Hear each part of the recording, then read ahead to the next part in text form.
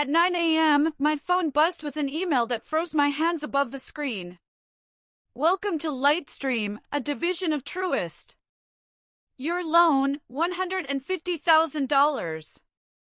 Monthly payment, $5,000. First payment past due. A loan I never took. I stared at my name, Rachel Miller, right there at the top, bold and official, tied to an account number I had never seen. Beneath it, a neat payment schedule, $5,003 due on the first of every month for the next 120 months. 10 years. A debt the size of a house on me.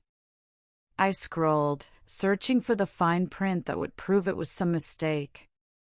Maybe a scam, maybe junk mail. But no, the logo was real, Lightstream, a division of Truist. The formatting was perfect, the grammar flawless, the contract pages attached with all my correct details. This wasn't random spam. This was binding.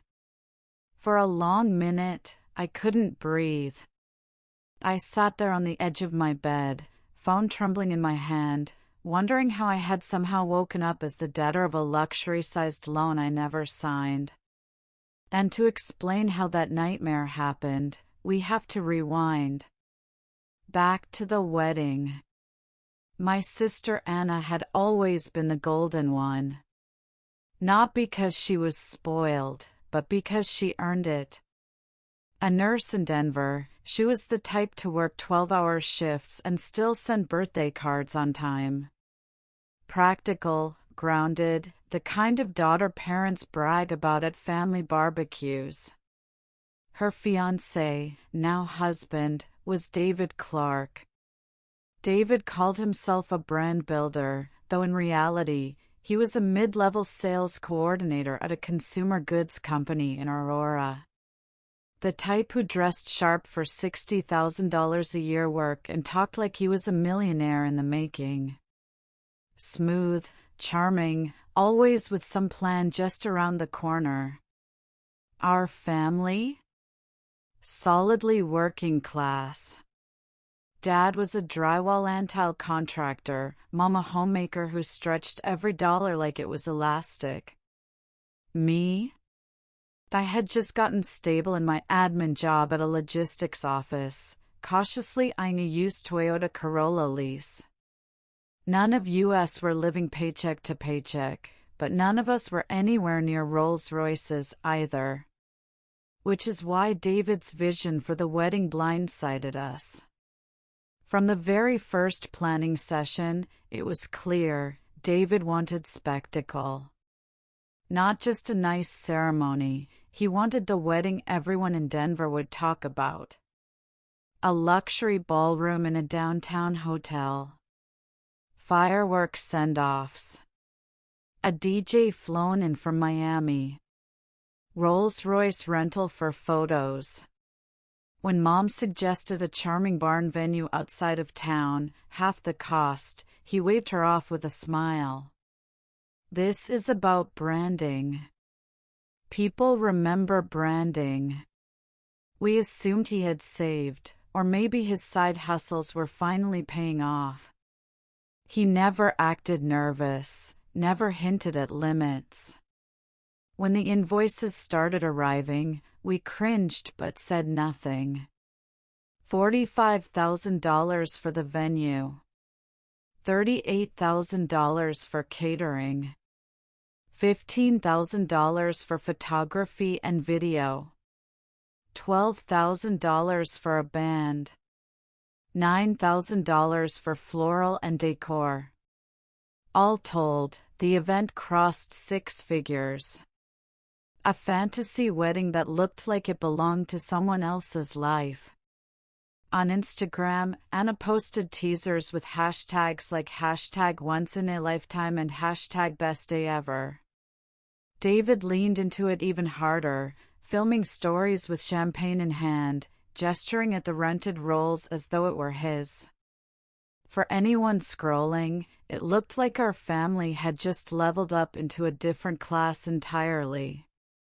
But behind the scenes, it was smoke and mirrors.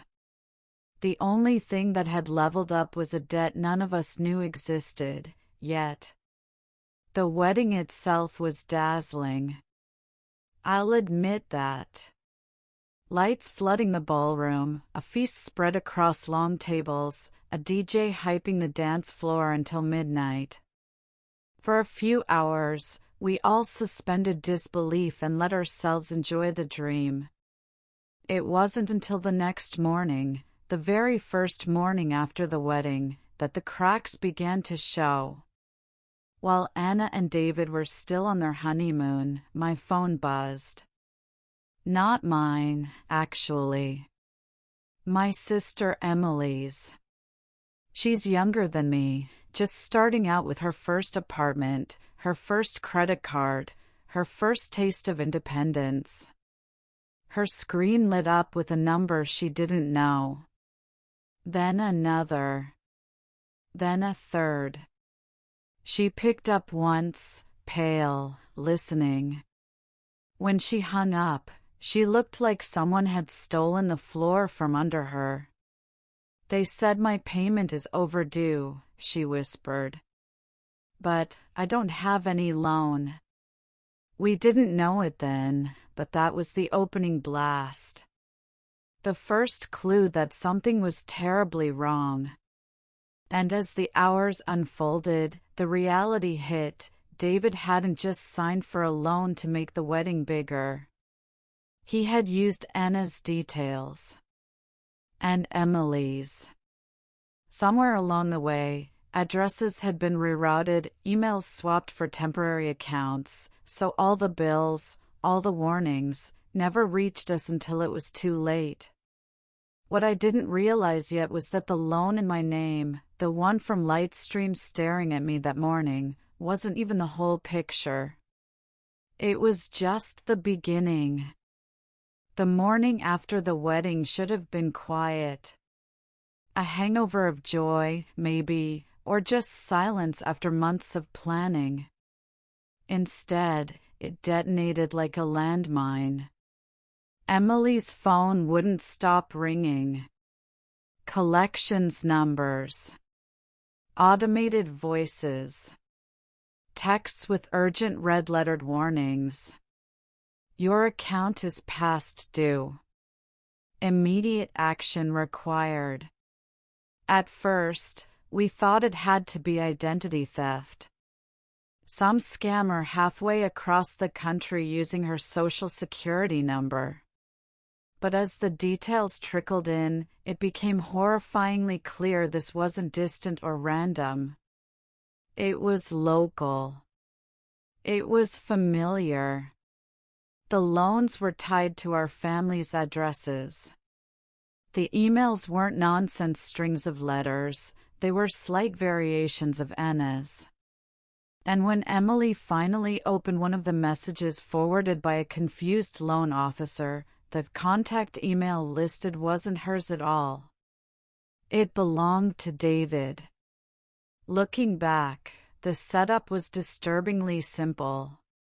During wedding prep, Anna had handed David everything: driver's license copies for hotel blocks, address proofs for vendor contracts, even Emily's ID for some family discount he claimed was available through one of his contacts.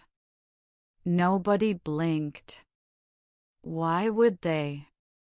He was family now. Somewhere in that trust, the lines blurred. Applications were filed. Names swapped.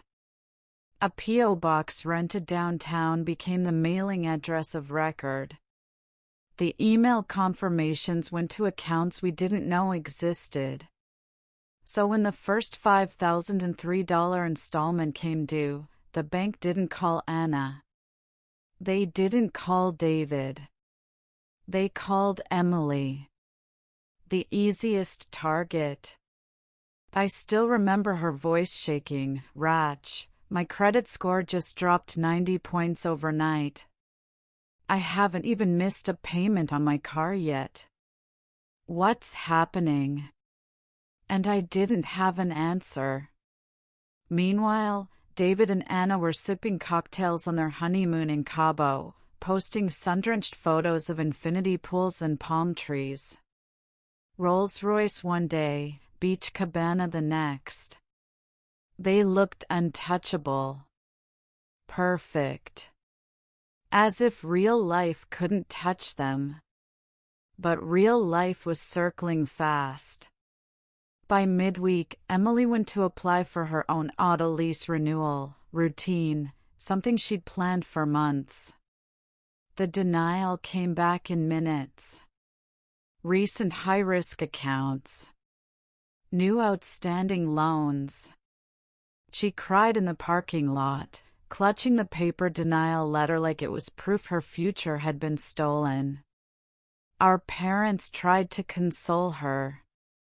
Dad swore it had to be an error.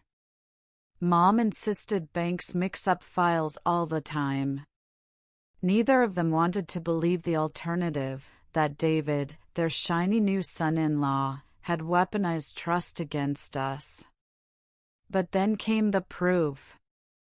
A loan officer, confused by the sudden flurry of missed payments, shared details during a verification call. Electronic signatures had been submitted from the hotel's Wi-Fi the night of the rehearsal dinner. Deposit transactions tied to the banquet hall listed Emily's name as payer, but the email on file was david.eventaccount at a temporary account, already deactivated. The dots connected too neatly to ignore. Anna refused to see it at first. From her beach resort, she called us in disbelief. That's impossible. David wouldn't do that. He said he handled everything so I wouldn't be stressed. But stress was all we had now. The scale of it hit when we tallied the bills. Nearly $45,000 burned on the venue. Another $38,000 for catering. $12,000 for the band, $15,000 for photography and video, $9,000 for floral arches that wilted in less than a day. Every glittering expense had been paid through borrowed money, money that didn't belong to David, and certainly not to Anna. It belonged to the rest of us. I thought of Emily again, of her small apartment with second-hand furniture and the pride she felt signing her first lease. She had built her independence brick by brick, only for one wedding to send it crashing down. Her phone buzzed again. "This is your final notice," the robotic voice rattled on. Emily hung up without listening, tears sliding down her face. That's when I knew this wasn't just about money. It was about trust ripped open, reputations shattered, futures derailed. And worse, it was only the beginning. By the end of that week, letters started coming. Not to Anna's address. Not to David's. To mine. Official, stamped envelopes with my name on them. Which is how I woke up to discover a $150,000 debt with my name attached. And suddenly, all the glamour, all the glitter, every sparkling champagne glass from that wedding felt like shards of broken glass lodged in our throats. The facade had collapsed. But David's performance hadn't ended yet. He had one more act, gaslighting us into believing none of it was real. Subscribe to the channel and write in the comments which city you are from. The denial started the moment Anna and David landed back in Denver. Emily had already broken down twice that morning, replaying the voicemails on speaker as proof. Automated voices demanding thousands. Agents warning of penalties. Letters stamped urgent. The evidence was stacked high on the dining room table when Anna walked in, sunburned and glowing from her trip, clutching a souvenir bag. She scanned the papers with disbelief, then turned to David. "Tell them this isn't true." And David didn't flinch. "This is a mistake," he said smoothly, slipping his phone from his pocket. "I'll call the bank right now. These people screw up all the time." His tone was steady, almost bored, as if this whole nightmare was just an administrative glitch. For a moment, even I wanted to believe him. But then he dialed, waited, and gave us a performance. Nodding, frowning, repeating phrases like "yes, I understand, and that's not possible." When he hung up, he sighed dramatically. "They mixed up accounts," he said. "Emily, they'll fix it by Monday. Don't panic."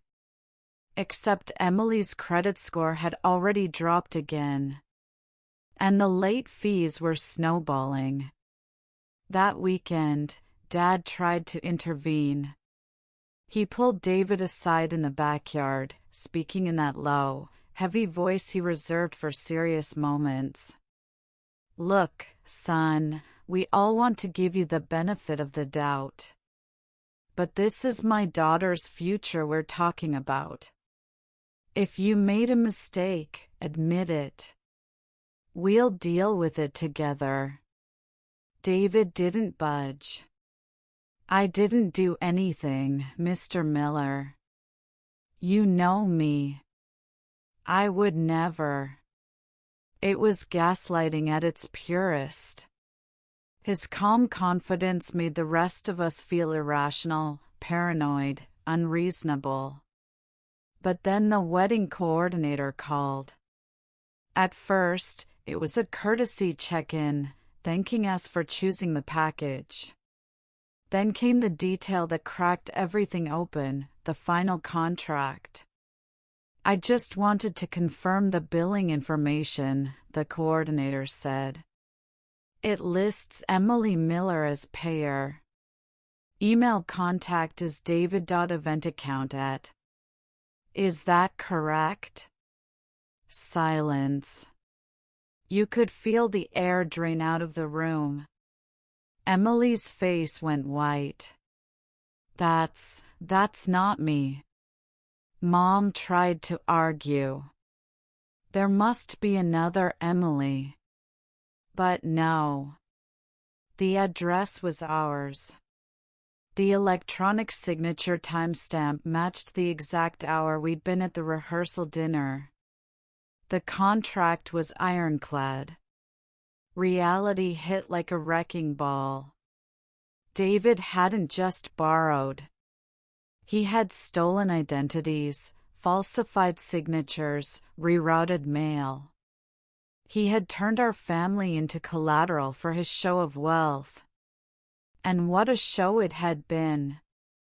Rolls-Royce rentals.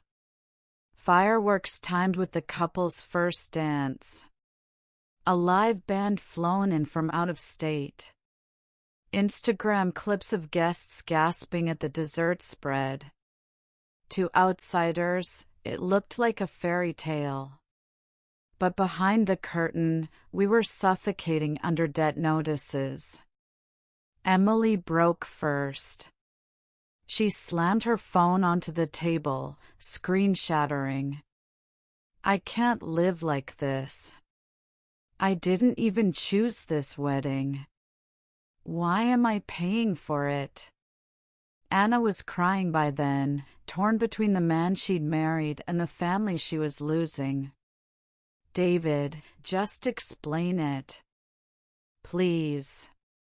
But David doubled down. "This is all blown out of proportion.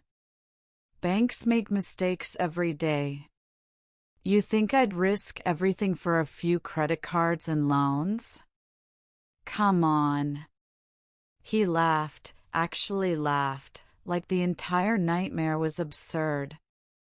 but the facts stacked higher than his charm.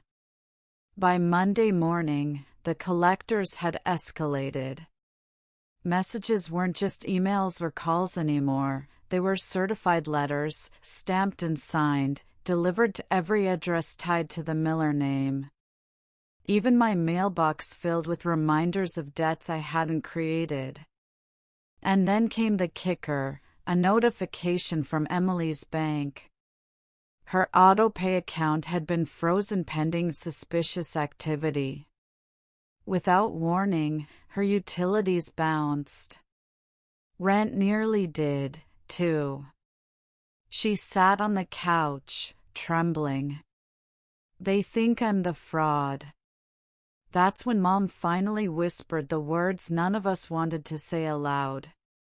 What if it really was David? The family fractured overnight. Dad tried to hold on to denial, insisting no son-in-law would sabotage his own wife's family. Anna clung to David, saying we were all overreacting. Emily barely spoke, only muttering about her ruined credit. And me? I started digging. I called the venue, the florist, the photographer. Every one of them confirmed the same payer, Emily Miller. Same temporary email. Same signature ID. The dots weren't scattered anymore. They were connected, painted in neon. Still, David smiled through it. Gaslighting with lines like, "That's not how contracts work," or "They must have copied her info by accident." He had answers for everything. But his mask was cracking. The turning point came when the wedding coordinator emailed us a copy of the original deposit receipt. Not only was Emily listed as payer, but the credit card used was tied to a prepaid account David had opened 3 weeks before the wedding. The trail was undeniable. When I confronted him, David's eyes narrowed. "You don't understand how business works, Rachel. Families help each other. It'll all work out." But nothing about this was family. It was betrayal, dressed in a tuxedo. And deep down, we all knew it. By the end of that week, one truth became unavoidable: David hadn't married Anna for love. He had married her for leverage. To stage a performance. To look wealthier than he was. And the cost of that performance wasn't his to bear. It was ours. But what he didn't realize was that we were about to fight back. Because once fraud investigations begin, charm doesn't save you. Not even from your own family. By Thursday, the cracks in David's story had widened into chasms. The calls hadn't stopped. In fact, they multiplied. Emily's phone buzzed so often it seemed to vibrate nonstop across the kitchen counter. Every voicemail carried the same robotic firmness: "Your account is past due. Immediate payment required to avoid further action." But it wasn't just Emily anymore. That morning, my phone lit up with a message from a credit bureau I'd never contacted. They were verifying recent applications. Applications I'd never made. I felt my chest tighten. He hadn't stopped with Emily. He'd gone wider. We gathered that night in the living room. Emily was pale, her hair pulled back in a messy knot, eyes swollen from tears. Dad paced the floor like a caged bear, fists clenched.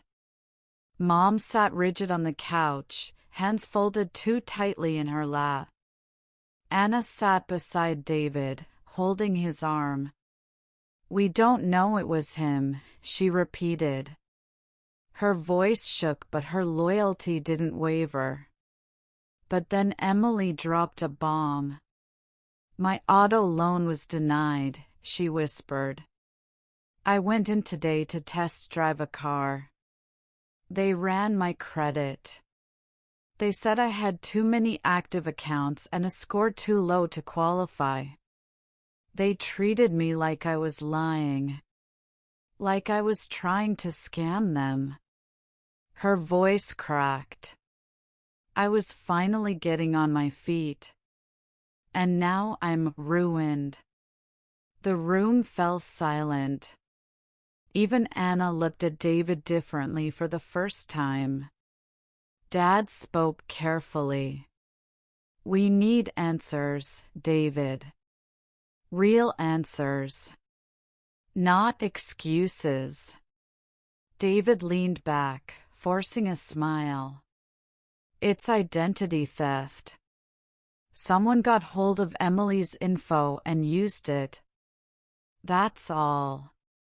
I told you, I'm handling it." But his words carried no weight anymore. They hung in the air like smoke, empty and choking. Then Rachel, the skeptical sister, pulled out the wedding coordinator's forwarded contract and laid it flat on the table. "Your identity thief used the hotel's Wi-Fi the night of the rehearsal. Signed Emily's name from your phone's IP. And set up a temporary email account that you verified with your own number. Want to explain that?" His jaw tightened. For the first time, his confidence slipped. What followed was chaos. Anna jumped to his defense, shouting at me for fabricating drama. Dad demanded David's phone records. Emily begged us to stop screaming. "But Mom," she just whispered, "we raised our kids to believe family comes first. Why would anyone do this to family?" The question hung heavy in the air, heavier than the accusations, heavier than the evidence. David had no answer. The real unraveling began the next morning. Emily filed disputes with the 3 credit bureaus, Equifax, Experian, TransUnion. She froze her credit to block further damage. Then she spent hours with a fraud investigator over the phone, listing every suspicious charge, every debt notice, every unauthorized application. It wasn't just the Lightstream loan.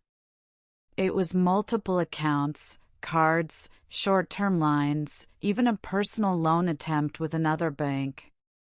All linked back to Emily's name. And every trail led back to David's event account. By afternoon, things escalated further. The FTC responded to Emily's online fraud complaint with a formal case number. A police officer visited the house to take her statement. The words identity theft, wire fraud, false application peppered the conversation. David wasn't home for that part. He'd slipped out to run errands. But when he finally returned, he acted as if nothing had happened. He walked in with takeout boxes, set them on the counter, and kissed Anna on the cheek. "You all look tense," he said with a smirk. What did I miss? That night, his gaslighting hit peak levels. "You're all letting paranoia win," he insisted. "Do you realize how ridiculous this sounds? You think I orchestrated a $150,000 loan just to have a fancier wedding? You think I'd risk prison for fireworks and a band?" But none of us laughed. Because the truth was, yes. That's exactly what it looked like. Emily finally snapped. She stood, shaking, and threw the denial letters onto the table. I can't rent an apartment now. I can't buy a car. My score is trash because of you. You wanted to look rich, so you stole from your own wife's sister. You destroyed me for a party. David's smirk faltered. Anna burst into tears. Tell me she's wrong, she begged him. Please, just tell me she's wrong. But David said nothing. And that silence was louder than any confession. The next day, the avalanche came. The bank emailed Anna directly, verifying David's ID against the loan application. His driver's license scan, his employment details, his phone number, all tied to the Lightstream file. There was no phantom thief. No glitch. No mistake. It was him. The family was fractured beyond repair. Anna moved back into our parents' house, devastated and defensive, still clinging to scraps of denial. Emily spent her nights writing dispute letters, desperate to claw back her credit. Dad simmered with rage but had no outlet. Mom cried quietly in the kitchen, whispering about what we thought he was versus what he really is. And me?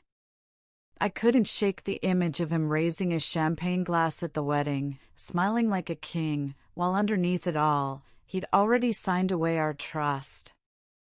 The show was over. But the fallout had only begun. Because once fraud leaves paper trails, you can't hide behind charm forever. Not from the banks. Not from the law. And not from the family you betrayed. The call came early Saturday morning. Anna had just brewed coffee when the landline rang. Yes, the old landline Mom insisted on keeping. Dad answered, expecting maybe a telemarketer. Instead, his face turned a shade I'd never seen before. It's the fraud division, he mouthed, holding the receiver away as if it burned. Emily and I rushed closer. The agent on the line confirmed what we already feared. Multiple accounts had been frozen pending investigation.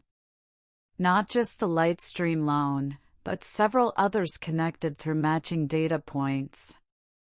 They asked for Emily to verify her identity, to confirm what was hers and what wasn't. By the time Dad hung up, the house felt colder. The walls themselves seemed to understand what we were only beginning to admit. This wasn't just a bad decision. This was calculated. Emily sat at the dining table with stacks of papers spread around her like battle plans. Dispute forms. Fraud alerts. Certified mail envelopes ready to go out. Her voice was brittle when she spoke. They don't care about the story. They don't care about David or weddings or fireworks. To them, I'm just a name tied to unpaid debt. A risk. Her hands trembled as she signed another letter. And risks don't get second chances. I wanted to tell her it would be okay, that credit bureaus would fix it, that justice would come. But the truth was, I didn't know. And the not knowing made every breath heavier. David, on the other hand, treated it like an inconvenience. He walked into the kitchen whistling, phone in hand, texting someone while Emily shredded another denial notice. Morning, he said casually. Don't let this consume you, Em. Banks mess up all the time. You'll laugh about this one day. Emily froze. Slowly, she lifted her eyes to him. Laugh? Her voice cracked. I can't rent an apartment. I can't buy a car. My credit score looks like I defaulted on half the state of Colorado. And you think I'll laugh? David shrugged. Overreaction. The system's broken. Don't pin this on me. Dad had had enough. He slammed his fist on the counter so hard the mugs rattled. You're a liar, he roared. You dragged our family's name through the mud for a party. A party. Do you understand what you've done? For a moment, David dropped the act. His eyes flashed with something sharp, almost dangerous, not violent, but exposed. Then, just as quickly, he slipped the mask back on and chuckled. Come on, he said lightly, you really think I'd risk jail for a one-night event? Be serious. But his confidence was cracking. The first official document landed in Emily's inbox that afternoon, a fraud case update from the FTC. It included a timeline of suspicious applications filed within hours of each other, all from the same IP address. The same hotel Wi-Fi the wedding guests had used. There it was. In black and white. That night, Anna finally broke. She sat on the edge of the bed, her wedding ring glinting under the lamp, tears streaking her cheeks. Tell me it's not true, she whispered to him. Please, David. Tell me you didn't use Emily's name. Tell me you didn't ruin her life just so people would think we were rich. David didn't answer. He just stared at the wall, jaw tight, hands folded. The silence was worse than any denial. Anna sobbed until her voice gave out. Meanwhile, Emily's life shrank. Credit freeze meant she couldn't open new accounts, couldn't even apply for basic utilities without added verification. Her employer's HR flagged her for credit irregularities during a routine benefits update. Friends stopped inviting her out because every conversation circled back to fraud, debt, denial letters. She was 24, finally finding independence. Now she was trapped in a cage someone else built. And the someone sat smugly at our dinner table.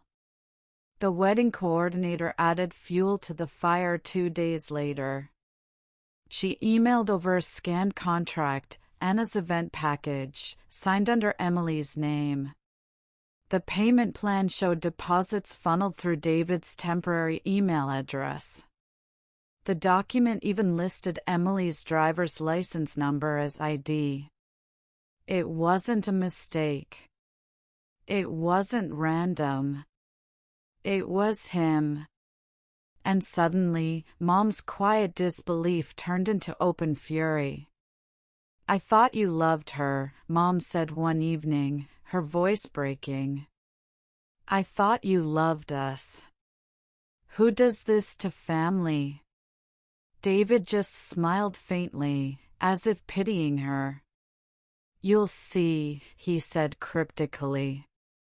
This will sort itself out. But it didn't. The bank began clawing back payments to vendors. The Rolls-Royce rental flagged chargeback in dispute. The fireworks company demanded balance in full. The band sent an invoice marked overdue. Luxury had crumbled into rubble overnight. And now everyone wanted their money back. The final straw came Wednesday morning. Emily walked into the kitchen holding a letter from her student loan provider. Her interest rate had spiked due to credit profile changes. She placed the letter on the table and whispered, I can't even afford my education anymore. Nobody spoke. The weight of it was too much. Anna finally whispered, "Maybe I married a stranger." No one disagreed. The illusion was gone. The gaslighting, the denial, the charm, it all evaporated in the harsh light of documentation, contracts, credit reports. David had wanted to look rich. To prove he was more than a delivery driver's son or a mid-level broker. But the only thing he proved was how far someone will fall when appearances matter more than truth. And as the calls kept coming, one thing became clear: the party was over. Not just for him. For all of us. Subscribe to the channel and write in the comments which city you are from. The night the official verification arrived, the house was silent except for the printer spitting out pages. Emily sat at the desk, clutching each sheet as if it were a weapon. There it was, her driver's license number, her social security digits, her email address, but the handwriting, the electronic signature, the login metadata all pointed to one person. David. It wasn't speculation anymore. It wasn't circumstantial. It was proof. Dad stood behind her, arms crossed, his breathing heavy. "We take this to the police," he said flatly. No more discussions. No more waiting for him to come clean. Mom hesitated, tears in her eyes. "But he's not family," Dad cut her off. "Not anymore." When David walked in later that evening, the pages were spread across the table like an accusation. He looked at them once, then at us, then smirked. "You really think that'll hold up in court?" he asked. Emily's voice cracked. "It doesn't need a court for me to know what you did." He shrugged, reaching for the fridge. "Relax. This'll blow over. It always does." But his hands weren't steady. The smirk didn't quite fit anymore. The next morning, he was gone. No note. No explanation. Just his closet half empty and his phone number disconnected. Anna sat on the couch, staring at the space where his shoes had been lined up. "He left," she whispered, as if saying it aloud made it real. Emily clenched her fists. "He ran. Because he knows." In the days that followed, the weight of his absence didn't feel like relief. It felt like a mess too big to clean. Vendors kept calling. The band threatened legal action.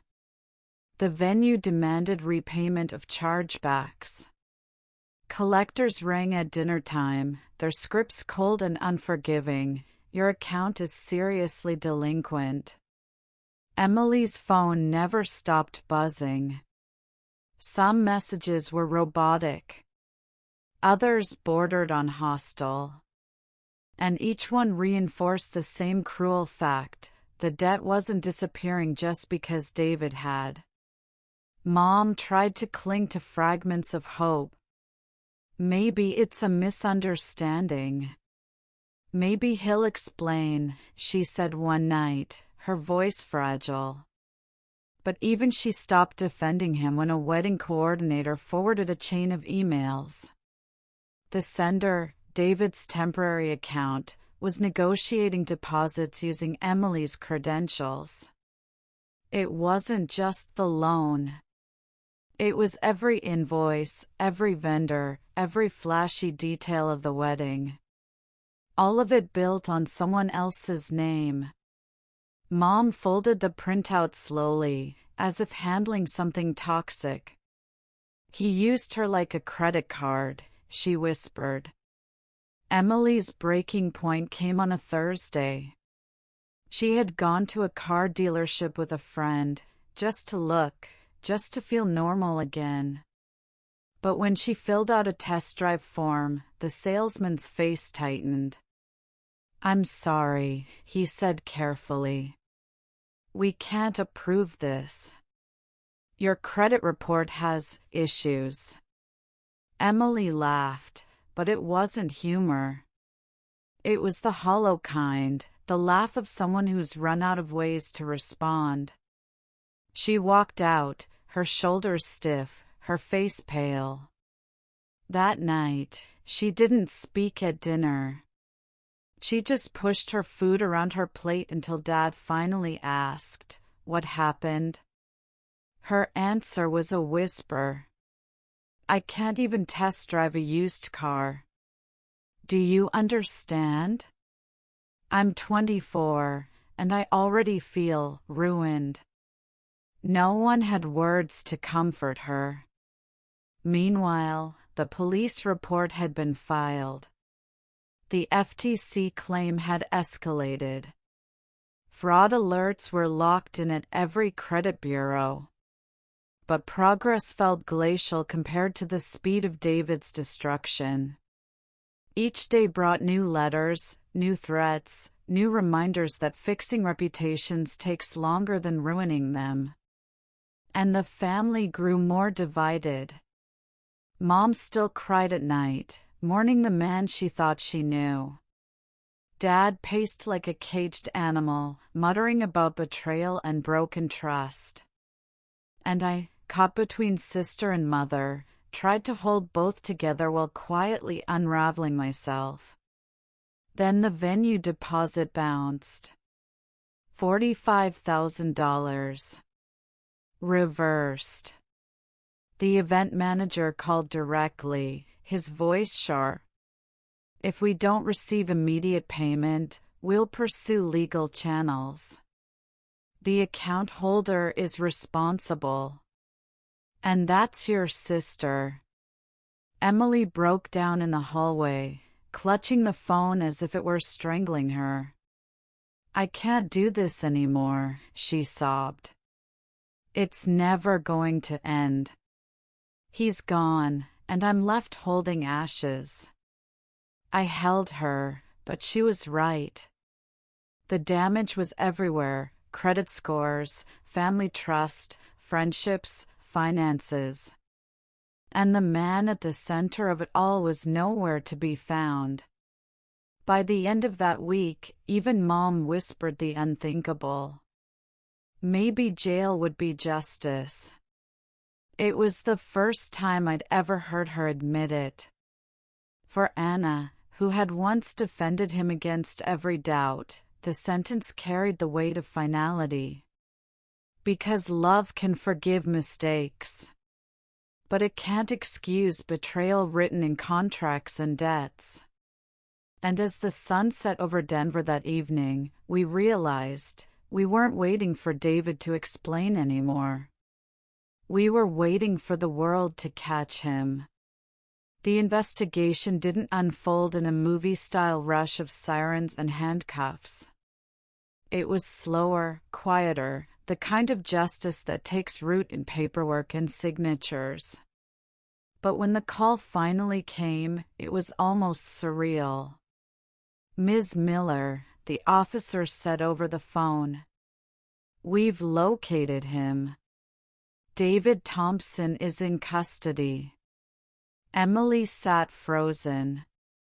For weeks, she had braced herself against every unanswered question, every threatening email, every knock of fear. Now, with a few words, the pressure shifted. Relief didn't flood in all at once. It trickled, hesitantly, like water through cracks in stone. David had tried to restart his life in another state, using yet another temporary email and another name. But his digital footprints were careless, and fraud alerts had painted him into a corner. One hotel login matched another. One account led to the next. When the police tracked him down, he was living out of a rented condo, unpaid bills stacked high. No Rolls-Royce. No designer suits. Just the hollow echo of a man who mistook deception for success. He would face charges: identity theft, wire fraud, falsification. Each count heavy with consequences. For Emily, though, the trial wasn't the victory. The victory was standing in court and speaking her truth aloud. "My name is Emily Miller," she told the judge, her voice trembling at first, then sharpening. "I didn't take out a loan.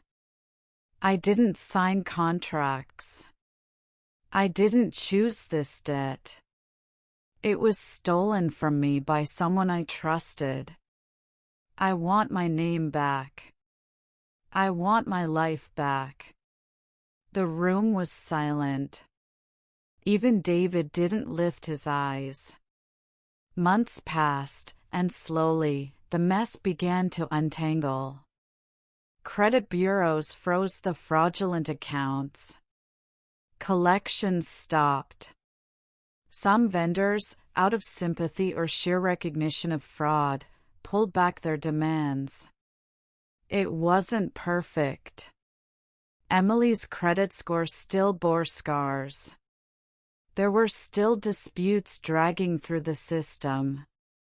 But the worst of the storm had passed. And as winter settled over Denver, we found ourselves doing something we hadn't done in months: gathering without fear of another phone call. Christmas came. The house smelled like cinnamon and pine. Dad set up the old train set, the one he always said he'd save for when things felt normal again. Emily sat on the floor beside it, cross-legged, laughing as the cars clattered around the track. For the first time since that morning at 9 a.m., when she opened an email that nearly broke her, she sounded like herself. One evening, after the dishes were cleared, Emily turned to me. "You know what hurts the most?" she asked quietly. "What?" "That I thought I needed a wedding like that to prove anything. That I thought pictures and fireworks and expensive bands could make love look real." She shook her head, her eyes glossy. But none of that mattered. Not one bit. I didn't answer. Because she was right. And because the lesson was too raw to put into words. Spring brought small victories. Emily disputed her final fraudulent accounts successfully. She started volunteering part-time at a local library, helping teens with college applications. It wasn't glamorous, but it was hers. Sometimes, when people whispered about her past, about the scandal, about the wedding that imploded, she held her head higher. Shame didn't own her anymore. Dad even joked one night, "At least your wedding had the best fireworks in town." Too bad the groom turned out to be a fire hazard. We laughed. And for once, the laughter wasn't bitter. David was sentenced eventually. Years, not months. Enough time for him to sit with the ruin he'd made, though whether he'd learn from it, none of us could say. He had vanished once before. But now, the system held him. Emily chose not to attend the sentencing. "He doesn't deserve my time anymore," she said. And she was right. Her time belonged to healing, to rebuilding, to rediscovering who she was without his shadow. The final piece of closure came unexpectedly. A letter arrived from Lightstream. Not a bill. Not a demand. An official notice: the disputed loan has been removed. Your record has been corrected. Emily read it twice, her hands shaking. Then she dropped it onto the table and exhaled, a sound halfway between a laugh and a sob. Her life wasn't magically fixed, but the weight had lifted. The nightmare had an end. That night, as we sat in the backyard, the air warm with the first hint of summer, Emily whispered something I'll never forget. Everything he stole from me, I'll rebuild myself. And when I do, it'll be real. No fake signatures. No lies. Just mine. I looked at her, the sister I thought I might lose, and I realized this wasn't just survival. It was rebirth. The kind of rebirth that doesn't need fireworks or borrowed glory. Just the steady, stubborn light of someone who refuses to stay broken. And for the first time in a long time, the future felt wide open. Subscribe to the channel and write in the comments which city you are from.